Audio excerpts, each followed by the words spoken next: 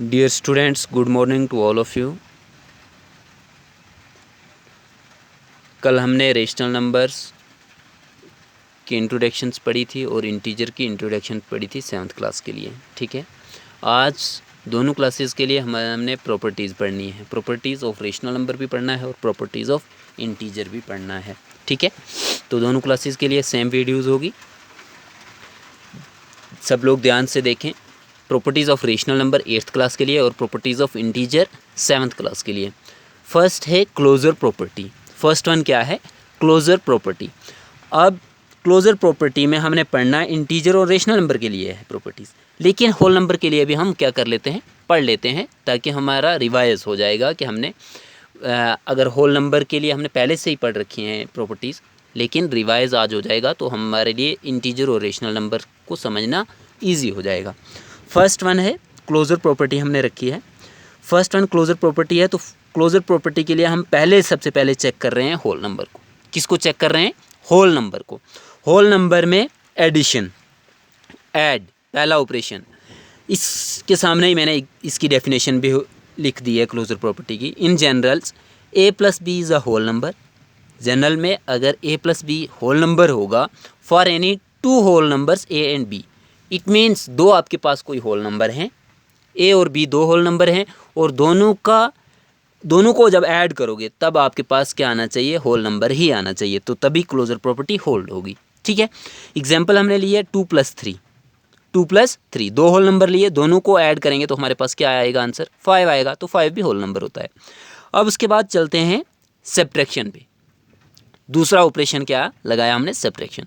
Subtraction में example तो same रहेगी, सेम नंबर हमने रखा है यहाँ पे भी.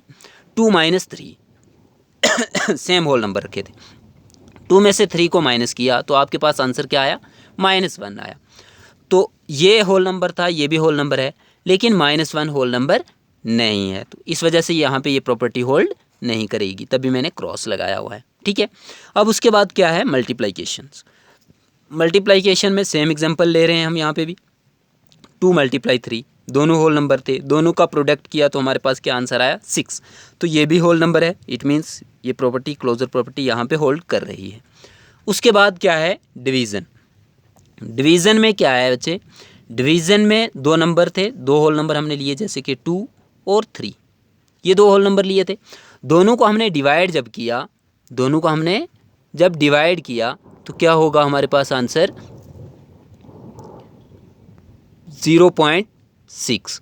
तो 0.6 जो है वो तो होल नंबर नहीं होता, तो इट मीन्स ये प्रॉपर्टी होल्ड नहीं करेगी.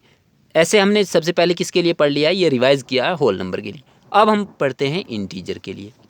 इंटीजर के लिए देखें, सेकंड हमने लिया है इंटीजर. इंटीजर के लिए ऑपरेशन फर्स्ट वन एडिशन है. एडिशन में हमने दो इंटीजर ले लिए, जैसे कि -2 और 3. -2 में 3 को ऐड किया तो क्या आया आपके पास आंसर? 1. ये भी इंटीजर था, ये भी इंटीजर था और ये भी इंटीजर है, इट मीन्स एडिशन में भी क्या करेगी? ये प्रॉपर्टी होल्ड करेगी. अब सब्ट्रैक्शन में चेक करते हैं दूसरे ऑपरेशन में. -2 - 3 एग्जाम्पल सेम थी, लेकिन यहाँ पे सब्ट्रैक्ट है तो इट मीन्स सब्ट्रैक्शन का साइन लगेगा. दोनों को सब्ट्रैक्ट किया तो आपके पास आंसर क्या आएगा? -5. क्यों -5 आया? दोनों नंबर के साथ क्या था? साइन माइनस था, तो तभी दोनों क्या हो गए? ऐड हो गए, लेकिन साइन जो है वो ही सेम रहेगा माइनस का. तो यहाँ पे भी सब्ट्रैक्शन में भी ये प्रॉपर्टी होल्ड कर रही है इंटीजर में. उसके बाद है मल्टीप्लिकेशन. मल्टीप्लिकेशन में बच्चे क्या है? दो एग्जांपल सेम -2 और 3 था, दोनों में क्या किया हमने? प्रोडक्ट किया दोनों का तो -6 आया, ये भी इंटीजर है, तो इसका मतलब यहाँ पे मल्टीप्लिकेशन में भी ये प्रॉपर्टी होल्ड करती है. उसके बाद क्या है बच्चे? डिवीज़न. डिवीज़न में -2 / 3. -2 को 3 से डिवाइड करोगे तो आपके पास आंसर क्या आएगा? 0.6. लेकिन 0.66 जो है ये इंटीजर नहीं होता, तो इसी वजह से मैंने यहाँ पे क्रॉस लगाया है, यहाँ पे ये प्रॉपर्टी होल्ड नहीं करती है. अब इसके बाद हमने पढ़ना है प्रॉपर्टीज़, पढ़नी है रेशनल नंबर के लिए. किसके लिए हमने पढ़नी है प्रॉपर्टीज़? रेशनल नंबर के लिए. रेशनल नंबर,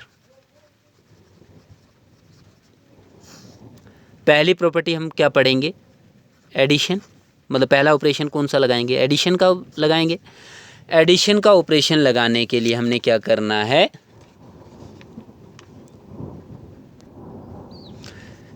एडिशन में हम क्या करेंगे, एग्जाम्पल ले लेते हैं, बाकी डेफिनेशन पूरी लिखने की ज़रूरत नहीं है।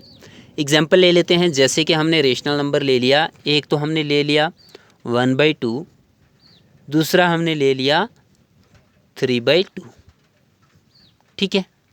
ये दो रेशनल नंबर लिए थे, दोनों को हमने जब ऐड किया तो क्या आया आपके पास आंसर, 3 + 1 4, और डिनोमिनेटर में तो 2 ही रहेगा।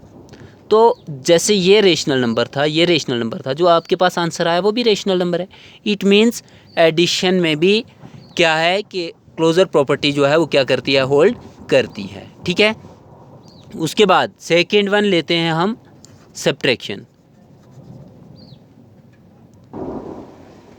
देखिए एडिशंस के लिए हमने कर लिया, उसके बाद सब्ट्रैक्शंस के लिए हम देखते हैं। सब्ट्रैक्शंस के लिए एग्जांपल सेम है, 1/2 - 3/2।